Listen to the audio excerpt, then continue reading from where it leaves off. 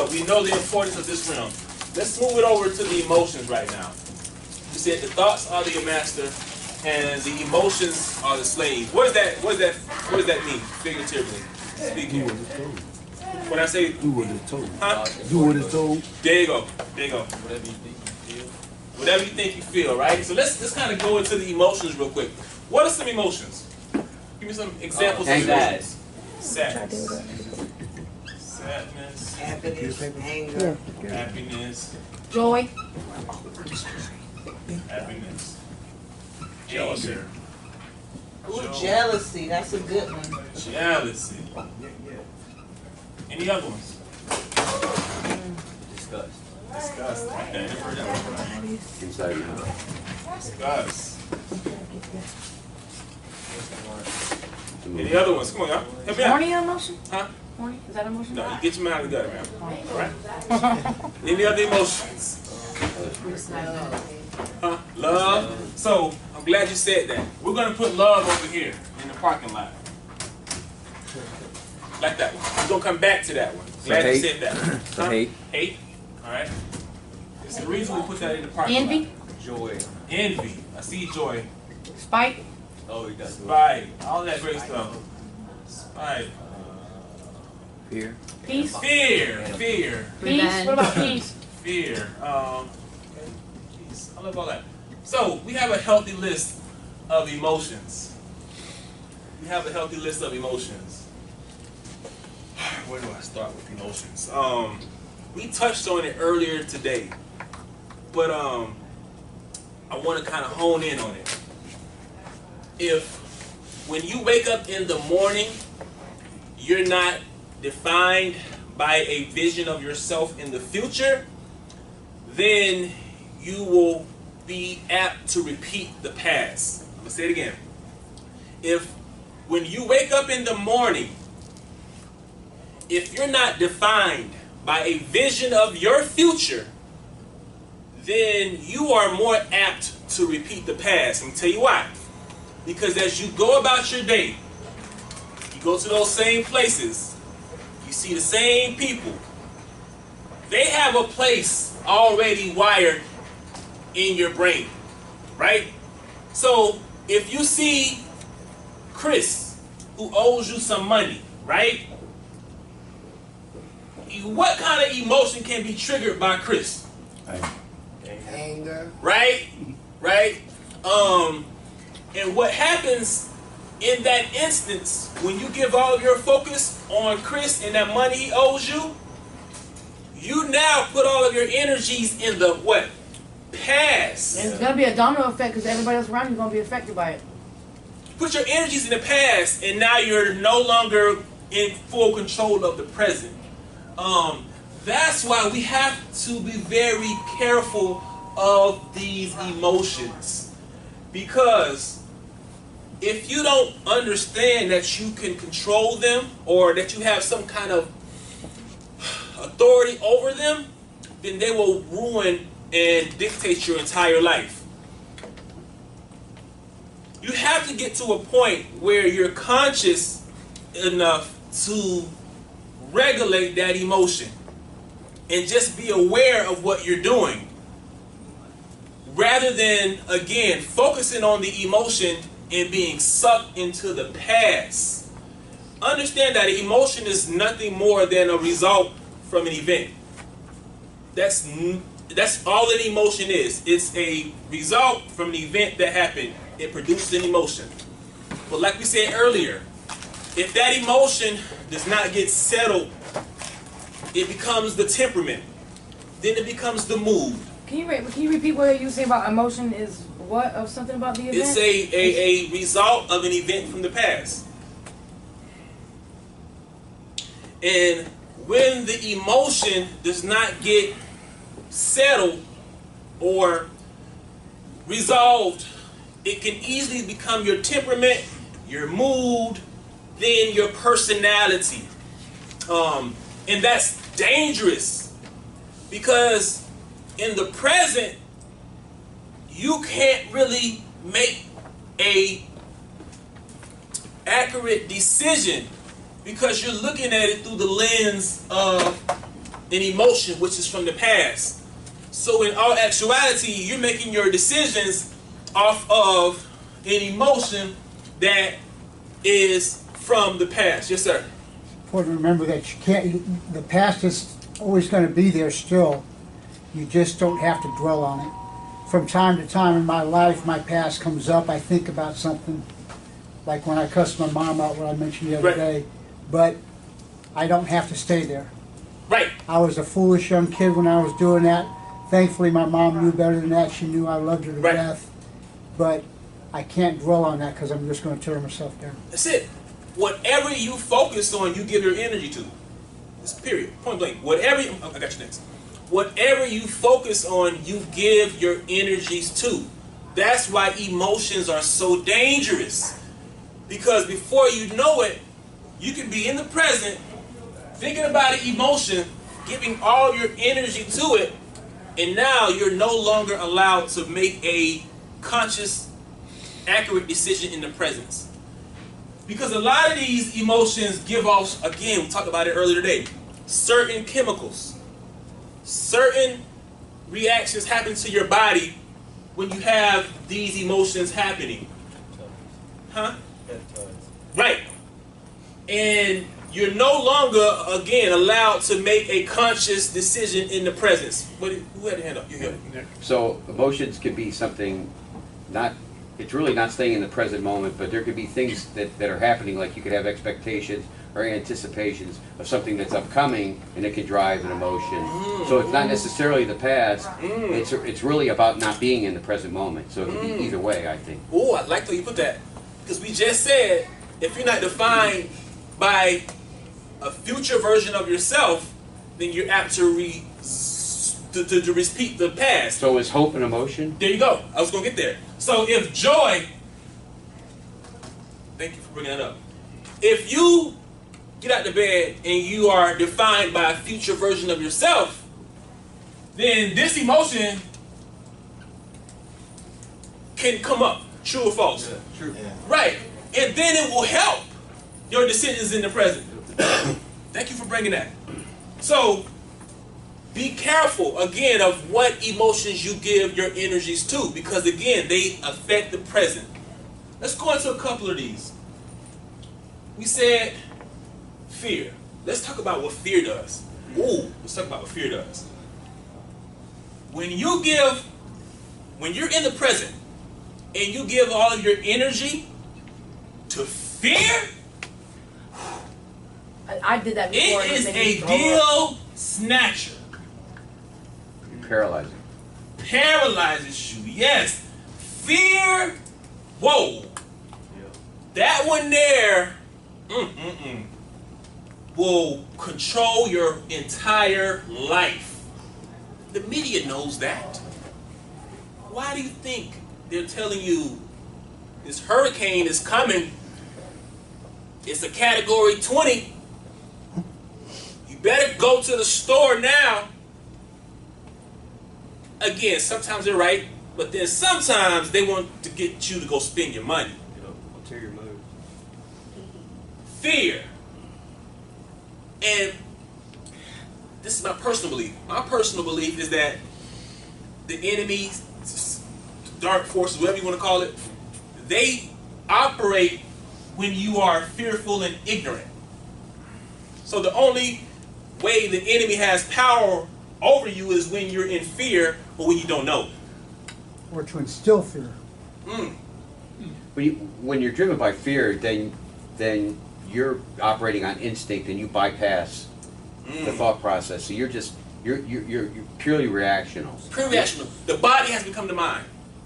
The body has become the mind. The body has become the mind. That reminds me, like, there was a time where I was completely controlled by fear. I had to appear at a deposition to testify for somebody, and the state attorney was asking me questions and everything. The whole time I felt like I was seasick, like rocking on a boat. Yeah. And then as soon as I walked out the building, I was throwing up, and I could not eat all day or nothing. Yeah. I could not Yeah. stop throwing up because I was so fearful. Yeah. Guess what? It literally had a hold of my health. Yeah. The body. It will create ulcers.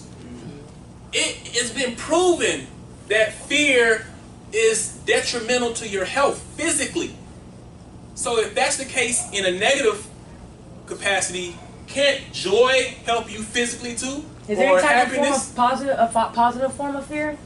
Right, that's what I'm saying. That's what I'm saying. The opposite. If fear can affect your body in a negative way, can positive thinking affect your body in a positive way? Oh yeah, you be walking around, people like, oh my God, she's glowing.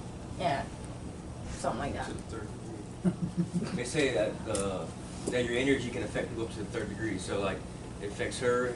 Her energy goes to her friends, and her friends goes to their friends. I like that. Understand that there's a cousin that fear has, people. Fear has a little cousin. Fear has a little cousin. Worry? And that's, how'd you know? And that's worry. Because they go hand in hand go like peanut butter and jelly. They're related. Yeah, Yes, that makes very sense much too. so. But guess what? Worrying about things don't change it. But that's them emotions. Worry is a sin. That's what I heard. Because Think you about have it, to though. have faith in God. Some bad What does worrying change? Nothing. It takes you out of the present moment. Who? Yeah. Who? Well, y'all, I'm gonna let y'all teach. It changes your attitude, yeah, your mindset, and it takes you out of the present and takes you back to the past. Worrying. And I'm gonna be honest with you. I'm gonna be totally honest with you. I'm not trying to speak as if I'm this unique God that's arrived, but I don't worry. I'm gonna explain what I mean by that. I do not worry. Am I saying that I've been like this my whole life? No. But as I'm growing and I'm applying some of this stuff, I don't worry because A, I realize it doesn't change anything, right? So what I'll do, rather than worry, is I'll find out what promise God has said about my situation. Like I'll find out, I'll go through the scriptures and I'll say, okay, you said you will supply all of my needs according to your riches and glory. Okay, that's the promise. So, rather than me worrying about that, I'm gonna pray, and I'm gonna say this promise that you promised, and I'm gonna just let you deal with it. And I found that when I do that, the Creator comes through. Does And that mean that to you're go to not church. concerned about things? Huh? Like, let's say that your car broke down. Worry and concern is two different things. Yeah, that's different. It's different. But faith is the opposite of worry. So the reason why you can look in the book and read that and believe it is because you have faith that what the book says is true. And just my belief alone makes a difference. Well, faith is the opposite. Even of fear. if it's not true, let's say even if the book was fake, it was just some created and given to us. That's fine. But my belief alone in what I've seen is going to affect me and change my world. Y'all can say what y'all want about the book. Call it the placebo effect. It's a placebo. Yeah, this book is a placebo. But guess what? For what it does in my mind, I'll take it as a placebo. That's fine. As long as it gets me where I need to go. So, fear is a deal set. So you have to really examine your life and say, have I been allowing fear and worry to really control me? If so, there's some things you can do to get control over fear. Is it easy? No. Is it possible? Yeah. It's possible. The more tools you have, the more information you have, you're able to get some control over these two cousins. Think about a common object that we see on a day-to-day basis that reminds you of fear. It's something that we all see as we go to and about our days. It's a common object you see that reminds you of fear. What do you think it is? Cop cars. Both of y'all said that. That's a whole other sermon. Because Police they cars. do try to inject fear in you. That's why you see a lot of them in the same people on the south side. It's like 50 of them for no reason trying to Hold instill on, fear. why worry Yeah. me? It's when I'm on the phone with But- somebody and I hear that line tapping or that echo. I'm like, boop, hang Cop on. cars. Well, y'all hit it on the head because that's all it is, a fear tactic. There's another sign you see though, that if you go past this sign, you might get a cop car. Stop sign. There you go.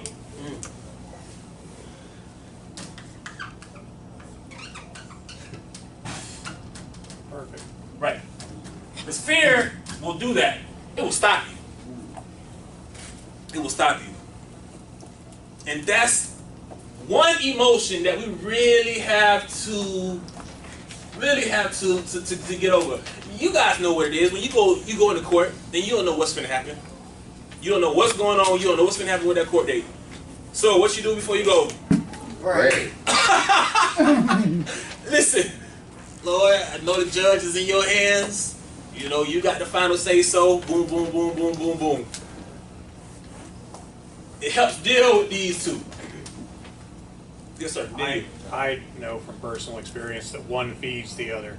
When you have fear and then you worry, it creates more fear, more worry, more worry. And me personally, if I can find a way to stop either one or throw a wrench in it, that the other one subsides. Yeah. Ooh, I like that. Thank you for that. Thank you for that. No, I just wanted to say that I've been fear-driven like most of my life, and I've missed out on a lot of opportunities. I know I have. Yeah, it's a deal snatcher. Yeah. It's a deal snatcher. Stops you dead in your We tracks. have to get to the place where we have dominion over these two. Because the truth of it is, we have not been given a spirit of fear. We have not been given this spirit of fear. It's not something that we were given since birth. But it's something that we program was learned. developed, right? Yeah. It's something that, again, gets... Just like to people become ain't a part born of us. Past racist, experience. but they grow There you up go. to be that way. Yeah, but sometimes having no fear can get you in trouble too. Ooh. You know, Like 'cause that. fear can keep some people in check. But There you like go. me growing up, I didn't have no fear, so I like that. I got in a lot of trouble. And that's more like respect. It's like a reverential fear. That's a healthy fear. Healthy fear. Oh yeah. I like the way you put that. So certain fears you need to keep you in check. Keep you alive. Keep you alive. Grounded. Grounded. There you go. So you're right. There's a certain type of fear that is healthy. But the fear I'm talking about is the one that stops you in your tracks and keeps you in the house and makes you not want to go outside. Like I had a student 4 classes ago, she did not even go outside. I don't know what it was, but she would not go out the door because of fear. She had a phobia. As a recluse, yeah. There you go. Mm-hmm. So, talk about fear. Let's talk about another one that we put into the parking lot. I would say envy. Envy. Okay. We can talk about envy. Envy is close to this one. But Jealousy. there's a difference though. Yeah. I can be envy of your shoes. I like those shoes, man. I wish I had them. But I want to take your shoes. That's jealousy. Yeah. Envy, I believe envy is not necessarily negative. You can be envious of somebody's position in life. Envy can motivate you to be a better person because you can see something in other people that you want for yourself. There you go. And you could be like, dang, I want to be just like that. There you go. But jealousy is like, I don't want you to Like, have I don't it. want her succeed either. Yeah. Yeah, you don't. You want to hurt the other person. There you go. I ain't want to. I could have just went to haters. Yeah. Right. You hating. Thank you. You's a crab in the bucket. Jealousy is more personal than envy. Grab in the bucket. You's a crab. And I hate to say it, and don't get me wrong, I love my city, St. Pete. How many of y'all from St. Pete? All right. I've been living here almost Couple 3 of y'all, years. Right next So, door. listen, let me tell you something about St. Pete. St. Pete, as big as we are on seafood, we love seafood. Y'all know that. It's part of the culture here, right? We love crabs. But you know how they say you are what you eat? A lot of us tend to be crabs. And when that person is about to make it out of St. Petersburg, Florida, about to get on with their life, making it to the top of the bucket, what we do? Going back down. Hold on, man. Come on, man. You're not finna leave me. Put the claws on them. And I hate to say it, but it's true. Not knowing that it's enough for everybody. And that's what kept me from being jealous or envious a long time ago. I don't know what it was, but I learned that what is for me is for me. And what's for them is for them. Do you know that there's nobody in this room that can do what you do the way you do it? When you guys get to that place of operating in your gifting and your calling, there's no one on the entire planet Earth that can do exactly what you do the way you do it. Why be jealous of somebody else? And that's what a king or a queen is. People use the term loosely. like, oh, you're a king, you're a queen. No, a king or a queen is somebody that dominates in their area of gifting. That's all it is. When I say king or when I say queen, that means they dominate in a particular area of gifting. That's all it is. That's what a king is. So there's no need for me to be jealous of another king. Why would I be jealous of this king when he has a gift that I don't even have? It would benefit me to get to know this king and receive the impartation from this king, because nobody else can bring to life what he brings. That's why you don't never be jealous or envious of another woman or another man, because they can't do what you do. That's the beauty of relationships. Well, what would drive you to want to have that knowledge from him? Wouldn't it be envy? Envy would be the driver? Right. Or curiosity. Curiosity. It could be curiosity. Like, I wish I could do that. What does that mean? Not knowing that you have something that you can do that they can't do. No. What I'm saying is, Yeah. if he has something that you want, and then you're thinking, I want to get that, or I want to learn that, and I wish I had that. So, what is that feeling that you have when you're saying that? I would say That's not- Envy. Ambition? it could be ambition, it could be envy. Envy, something that's positive. Right. Like I would say it's It's an envy that drives ambition. Yeah. I like that. Boy, you were good. message. I like that. So we talked about those two. We talked about anger. I mean, we didn't, but anger it can be positive or negative. You can be angry with your situation, and that is the motivation you need to change your life. People think anger is a bad emotion, but it's not. Right. That's not. It's how you handle it. There you that go. make it bad. You can be angry, and again, your circumstances, and that's the catapult you need to change your life. So anger is not that, and not always that bad. I like to talk about these two because my personal philosophy is that happiness and joy are different. Happiness is determined by your external situation, whereas joy It's something inside you. that can't be affected by your external. I won't let nobody take my joy today. There you go. There you go.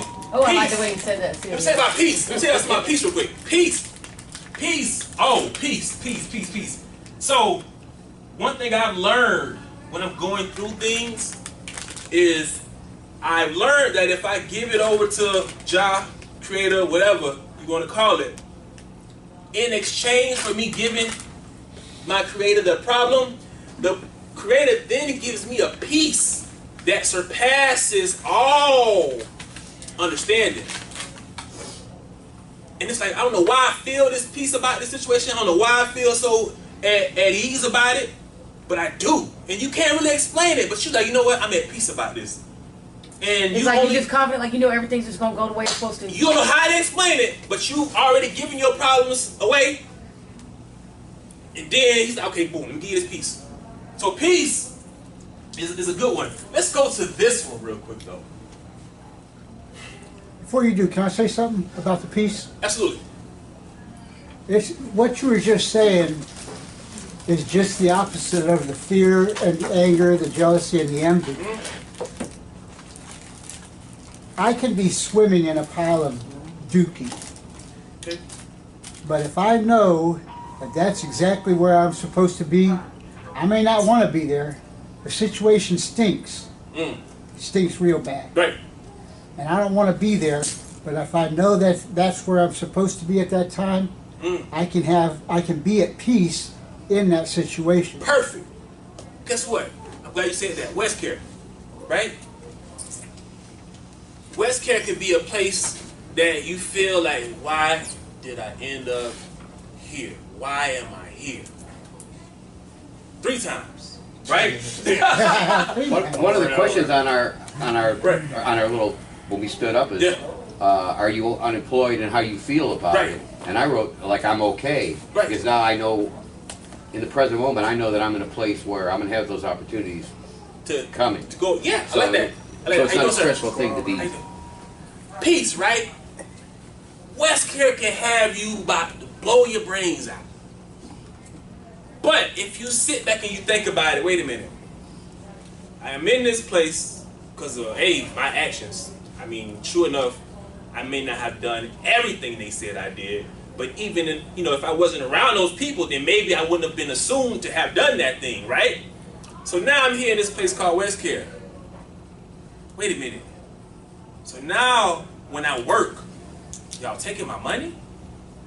Or now when I work, y'all helping me save my money? You see the two different ways to look at it? Perspective. Now that you're thinking about it, okay, now when I leave this place, I have some money to kind of get going. It'll give you a better sense of peace, right? Or when you're dealing with those counselors that make no sense, that are on those power trips. Right. It's like, yo, what do you get out of this? What do you get out of this? What do you can be frustrated, angry, spiteful. Disgusting. Like, bro, like clearly you need, I ain't gonna even go there, but clearly you need some help. Or you can say, you know what? This is just a mind game. It's part of the test. It's part of a test. Yes, sir. You're right. You got it. Then you get your peace. So, thank you for bringing that up. Now let's go to this one. Woo! Yes! You said it. We put that in the parking lot for a reason. Is love... Can it drive all those other crazy emotions like anger and hate and all that other stuff? The question is... Yeah, because love spelled evil back. The question is love just an emotion? That's I the don't question. think it is, because I feel like if like love is not, like, to me, like, you can't just be like one day and be like, okay, boom, I don't love you no more. Like, that's just, it's something that's inside you, like, you can't even explain it. Like, if you love somebody, you could be a perfect stranger you never met before, and you see that person, all of a sudden you're like, goo goo gaga, like, I'm so in love. Like, it's just something that just come right over you, and you like ain't got no control over it. It's a thin line. Thin line, I like that. What are you gonna say, sir? Love is also an action word. Oh yeah, like showing some love, yeah. You just hit it. I was just gonna say, Love isn't just an emotion, people. that's what you do. It's also a behavior. Think about it. You can say you love somebody and beat them up every day. No, you can't. That's my mom. That Think about you it. say it, but that don't mean you're showing it. And she said, but I love you. And she be tearing my butt up, but I love you. Listen, you better stop. That's called tough love. Somebody be like, grandma- I don't love you, but When grandma they pulled treat you that like they love switch you. out and was going to town. Let me tell you what I tried to do one day. One day I got caught skipping from school. And I got caught skipping. My mom gave me a whipping. And when I got to my grandma's house, grandma gave me a whipping too. So I said, you know what? This time, I'm going to try to get out of this whipping. I'm going to try to maneuver my way out of this whipping, right? She going to town. I told you back. I said, Grandma, I love you. She said, I love you too. You just kept and kept it going. Now that I'm 35 years old, I realized that that was love. Because had she not done that, then You probably would have been a delinquent. So love is a behavior. I'm gonna give you another example. There's a parable that says, or it's a proverb, a scripture. How you gonna put it? But it says, "For God so loved the world that He what? That's John 3:16. Gave. Stop. He gave. For God so loved the world that He gave." So that's an indication that love is a behavior. I believe it because my grandma said the 37 years that her and my grandpa was married before he died, she said he never told her he loved her, but he always showed it. And she never was like, oh, you don't have to, she didn't have to hear it to believe it. Right. And just think about it in your own personal life. When you want somebody just to tell you they love you or to show you. What do y'all want? Behavior. Show me. Yeah, that's real right there. So love is a behavior, people. Love is a powerful word. And I know why. I know why love is such a powerful word. My belief is because God is love. So if God is love, then of course it's a powerful word because God is God. And if God is love, then of course. I say that because love does have different forms. You have phileo. Phileo, I think it's phileo, right? Yep, phileo. That's like brotherly love. Like, bro, I love you. Then you got agape, yeah. Right, that's phileo, right? Christ. Yep. Then you got Agape. eros. Eros is when you get the hotel room. Yeah. You know what I'm saying? Where That's we get that. the word erotica from. You get my word. Y'all get where I'm going. We all adults. Yeah. That's love. That's that love, right? Right? Usually that Then way. you have agape, right? Agape is That's that unconditional love. unconditional. How about Like you? Ah, this, baby. like the lady was talking about how her son she can't stand it, but she still love him. Right. That's that love that God gave us. Indispensable. It wasn't because of what we did. It's because of who He is. That's why God loved us. It had nothing to do with us. Just to let you know. Again, this is my personal belief. I don't want to put that on y'all, but God loved us out of a decision. So it's agape love that's a decision. Like, I'm going to make a decision to love you. Not how I feel, but a decision. How many of you have been married before? Twice. You had to make a decision to love that person, right? Did it always feel like love? No. My first husband, when he begged me to marry him, inside of my mind, I'm like, I don't want to do it. I feel like I'm making a mistake, but I know this man need me. So Right. I'm going to say yes. Right. I was married once for 100 years. Okay, I'm gonna catch that later. But there's different forms of it. Like you said, love is a vast word. Then there's, I think Tough word. storge. Yeah. Storge is another version, and I think that's the family love. Yeah. I love my love. child. I think there's 4 of them, and Yeah. only a married couple can experience all of them at once. Wow, never thought about that. Look it up. Look it Wow, up. that Only a makes married sense. couple can That makes sense. feel all 4. Yeah. So love is a very powerful one. The whole purpose of talking about emotions, people, is that you have to be aware of them. And guess what? All it takes for is a thought to slide by and to go past your radar that'll create this. And before you know it, you feel it some type of way. So the more you can be on guard with these, the more you can regulate these. The more conscious you are, the more conscious you are about this, the more power you have over this. Now, belief system. What is the belief system? Remember I told you in 1994? What you tell yourself? Self-esteem, huh? I'm sorry, go ahead. Oh, what'd you tell yourself? Yeah, belief system is a thought that you told yourself over and over. Over and over. Your belief system is a thought that you told yourself over and over, right? It's learned behavior. Learned behavior. I like that. I like that. Anybody can change their belief system. Ooh, we get into that. We all on it. It's a thought that you told yourself over and over and over and over and over and over again. Thought that you told yourself over and over and over again, right? A learned behavior. So it comes from your morals. From what you've been observing all your life. There you go. There you go. Values.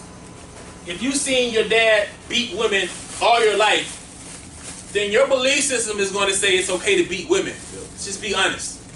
For most people. Some people do the opposite. They be There like, you go. oh, I seen the way my daddy treated my mama. He said, I will never put my hand There you on a go. female. There you go. So it can go one or two ways. But most of the time it go the way that you learn But it's still a behavior. belief Most of the time system, it go like that I way. will not hit women. Yeah. Yeah, Still I crazy. like that. Learned behavior, your values, your morals. Guess what? The old saying that goes, the sky is the limit, that's a lie. Yeah, it is. Because there's a whole universe out there. Your belief system is the limit. The sky is not the limit. It's your belief system. You said it was, you said something. What did you say? You said self-esteem.